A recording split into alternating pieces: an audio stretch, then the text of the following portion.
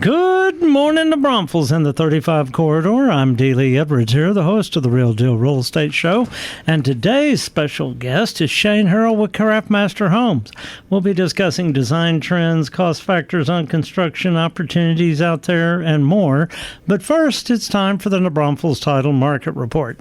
Today we're looking at Guadalupe County, and sales are still solid. 888 homes sold in the last 90 days and 292 in the last 30. That's 20 units shy of the 2022 numbers, but still very, very solid. Availability declined to 915 total homes available, with 10 under 200,000, 195 homes from 200 to 300,000, 354 homes from 300 to 400,000, 155 homes from 400 to 500,000, and 118 over 500,000 in Guadalupe County. Now, the rental numbers jumped 20% this month. They've got 195 rental houses on the market in Guadalupe County. The bond market made some adjustments this week, with the 91-day T-bill inching down to 5.15, and that's for the third week.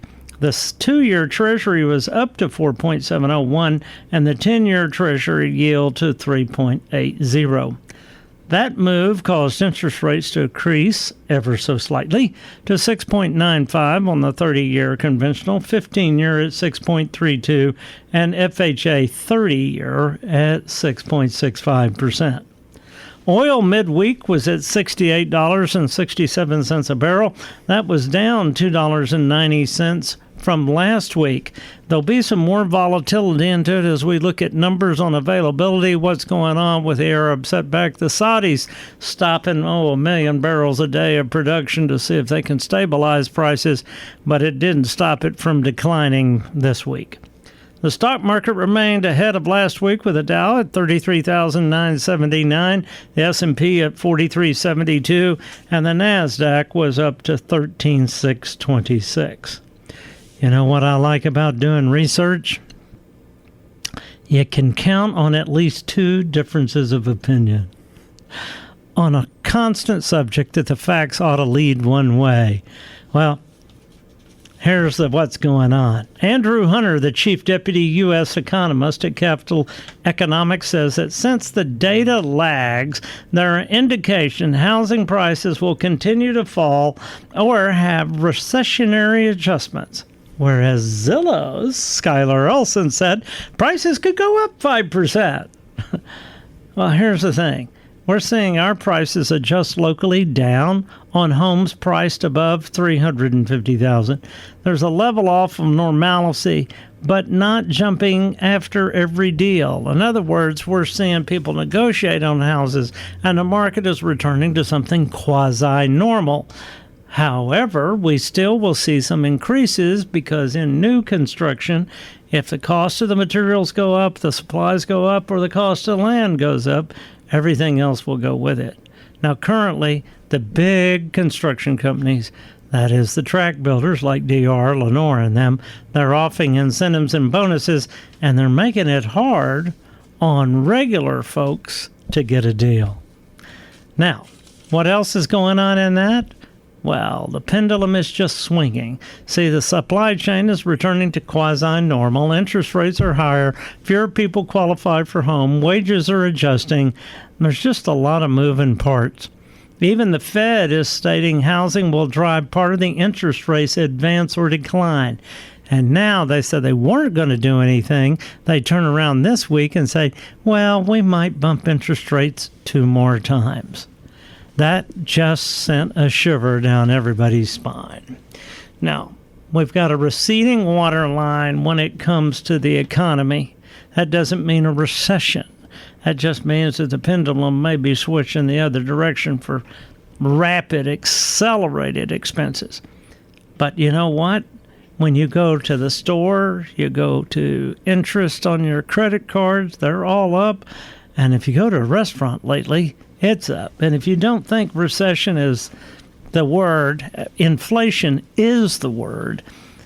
Go to a restaurant. Me and a partner this week, we had an appetizer, $12. 2 entrees, $18.50. 2 non-alcoholic drinks, $3. That was $55 plus 8 3/4 tax. That put it at about $60, and then a 20% tip. We were out for $70 on a kind of a quasi upscale deal. You go for a regular hamburger these days, you're looking at $15 with a drink. So you add your credit card debt onto that, and that little meal was about $71 or 10% of a car payment. If you don't think people are going to be sitting at home and eating more, you're nuts, because people aren't going to be able to keep it up. And guess what? Consumer spending and housing reduced this month nationwide. Only in our area is housing still in a boom. Now, there was backlash on Bud Light with Mulvaney. Now, guess what? Modelo is selling more beer in the U.S. than Bud Light. That's right. In May, a Mexican brand outperformed Budweiser. Whether that holds out for long, who knows? But the issue is the cancel culture runs both ways. I think we ought to get off of it, folks, and stop hating each other. And, well, let's just get down to regular business. Get the supply chain fully done. Let's get everybody working. If we can get stuff when we want it, prices don't go up as fast. It's an amazing thing. Now, what happens when it takes over? Guys, we can't get at real issues like the budget. See, when they keep us confused about things like Bud Light, and we get confused about, well, how the people acted on the front lawn of the White House this week during Pride Week, the Congress can get away with murder, like raising the debt ceiling. So we need to quit letting them confuse us on social media and let us see the real deal in what they're doing. We might just change who's in the political offices. Okay, so stocks up, interest rates up, home sales steady, oil down, bonds up in 2 categories, Modelo up, Bud Light down, consumer spending dropping, and home prices coming down some. Overall, it wasn't a bad week, just kind of normal. Let's have a great Father's Day, and let's have a little fun. Go to the movie, have a good time, spend a little money in your local market. And that's the real deal for June 17th, 2020.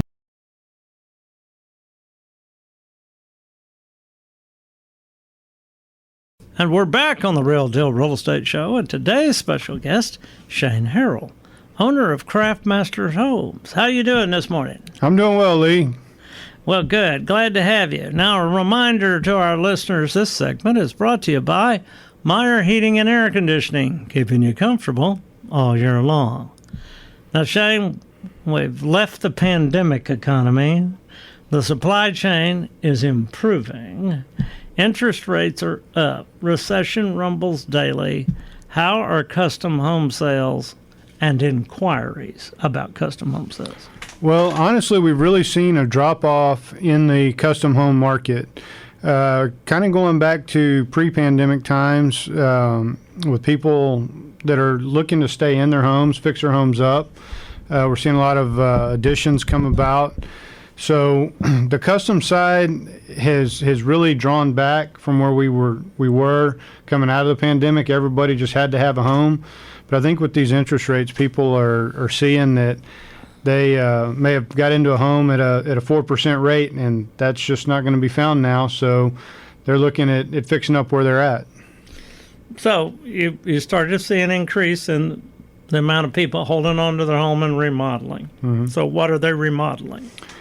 Well, kitchens have been a really hot one. Master or owner suites, as they're now called. We're seeing a lot of people doing that. Still outdoor elements, whether it be pool, outdoor kitchens. Several people here lately are looking for the auxiliary dwelling units, i.e. casitas and those type of products. Maybe bringing the parents to live with them and or their kids move back. Or their kids are moving home. Actually, we're doing one. We just started on one in here locally that is going to be the kid moving back to the house, and but it's going to be kind of a multi-generational living element where the kid is going to stay there and eventually take over for the parents. We're probably going to get somebody on from the city here in the next month or so to talk about the LDO changes, where ancillary buildings can be modified at a home where they used to couldn't. If you were going to have a residence at your house and it had a full kitchen, it technically took you to a duplex. But if you're owner occupied and you have it, then there's some changes coming in the ordinance that's going to make that better and probably increase that portion of your business. When it comes to land availability, is Custom Home having a hard time because there's a shortage in tracks for custom builders? There is of good buildable lots. I mean, there's still lots out there that are priced similar to what we previously were seeing for good buildable lots that are, have a lot of the wonderful hill country elements to it. May have a view, but we're on a 45-degree angle, and from a building perspective, that gets real expensive real fast. Well, especially in Texas, where we think everything has to be on slab. Correct. I mean, there are other ways to build with pier and beam and using drilling rigs to dig into the hard rock to put piers down, but even those costs are up. So either way you go, you've got some expense to hang off the side of a cliff. For sure. Yeah. There's not a lot of lots available in the flatlands for individual construction. Most everything in the, I guess, east of the eye is all production builder, right? Right now, that's what we're seeing. It's unless you get really the other side of Seguin, we're not seeing much of anything between I-10 and I-35 in the custom realm right now. We're still seeing a little bit of action up in the Canyon Lake and Hill Country area, and then on the south side of Seguin, south of I-10. Well, part of that comes from you're seeing part of your cost escalate, I guess, because of city and county fees. Oh, definitely. The fees have gone way up, and then with the city fixing to adopt the 21 codes, that's going to increase some more. At the beginning of the year, we had the HVAC systems all got upgraded. I think last time we were on air, we talked about that. And well, yeah, we went to the federal government said, well, we got to get away from this other type of freon. Now we got something that's flammable in there, and in my opinion, dangerous. And it took the cost of the units up $1,000, $2,000. Right. Yeah, and the whole rating scale has changed. Yeah, I mean, a lot of things we're seeing, we're seeing 14 SEERs, and 15, 16, stuff like that. But then you're seeing the run-on heat pump. I know for a 1,900 square foot home, saw a bid this week that the range was $9,000 to $12,000 just for the AC. Yeah. So the consumer is really getting hit on all sides in that genre. Right. So just take a look at it. Pay the city fees and MBU fees, and you're sitting on about $25,000 just in fees, and then another $10,000 in AC. You haven't even built a building and done anything, and you're already $35,000 down. That's right. And if you're able to find a lot with the fees that you just mentioned and the lot, I mean, you're approaching $100,000. You hadn't even put a shovel in the ground. Well, I think the listeners ought to understand what that means. So let's say I buy a lot for $75,000, and now I'm going to put water and sewer on it, and that's going to cost me $25,000. I'm up to $100,000. Then I got to have utilities, electric. Okay, so that could be another $5,000, and so there I'm at $105,000. And the standard rule is 5 times the cost of the lot is what you can build on that minimally, and the bank's to be happy. So that's $500,000. And $500,000 doesn't go very far this day and age. Not and at 6% interest. That's right. I mean, we're still seeing, folks, there's rates out there under 7. And if you're thinking it's going to get better, it's probably not. I mean, in the next year or two, we'll probably stabilize somewhere in the 5s. And that's going to be normal. For your information, that is normal over 4 decades. Right. We just got used to super cheap money. It ain't coming back. All right. So, colors, any changes in colors, Shane? We're seeing a little bit of a move away from that gray that we've been seeing so prevalent. A lot of white coming back and some different shades in the whites. More earth tones, getting some browns, tans coming in. But the gray is moving a little bit away, which is, is what it is. I mean, gray had its time, and it's been a pretty good run for it. And we're still seeing some, but it is moving away a little bit from that. We're speaking with Shane Harrell at Craftmaster Homes. This is a Real Deal Real Estate Show. And you're listening to KGMB 1420 AM and 103.1 FM. Now, Shane, interest rates affected home purchases. And how are they affecting remodels? Well, if the clients are going for, it's according to which direction they're going on how they're trying to finance these deals. A lot of the clients I work with have a fair amount of cash to bring to the table. But if they're going for bank loans and they're going for just an outright loan, it's pretty tight. Most of them are kind of sitting back, again, to your point, kind of waiting on them to come down, and that's not. Now, I talked to a couple of bankers. What they were saying, if you're going to do a remod, what you do is you keep your existing loan if you have the equity and just get an equity loan. Right. And just make that a short-term thing. That payment's going to be a little bit higher, but you get rid of it, and you get to keep your 3% loan that you have on the major house. Don't get rid of that. Find a different way to finance the vehicle. And if you can, avoid using credit card. But there's a number of credit card companies. I mean, what are you seeing on a bathroom remodel? 20 grand? For a secondary bath, probably 20. The owner suites, they go anywhere from 40 to the sky's the limit. Wow. I'd say probably 40 to 80 is probably a typical owner suite. Man, 4 years ago, I could get one done for like 10 grand. Yeah, it's again, everything's gone up, and it's availability's come back around where we're able to get the products, but they're still very proud of them. Yeah, those $300 toilets, they just go to get you. Okay. All right. Now, what would you say right now would be the best investment on a client looking to do remodel? Where do they get the most bang for their buck to accelerate their value? I would say right now it is honestly the owner suite, the work in the owner suite to do the bathroom upgrades. I think they're really getting a lot of bang for their buck on those. Some based on the house and age of house and what we're looking at doing, you can get a pretty good bang for your buck doing some exterior renovation, upgrading it to really boost the aesthetic of the home. Kitchens doing getting rid of the Formica, putting the granite. Yeah, if it's a house in that age range, going from a Formica to a granite or quartz product definitely is a help. Again, it's kind of home specific as to where we can find the best bang for their buck.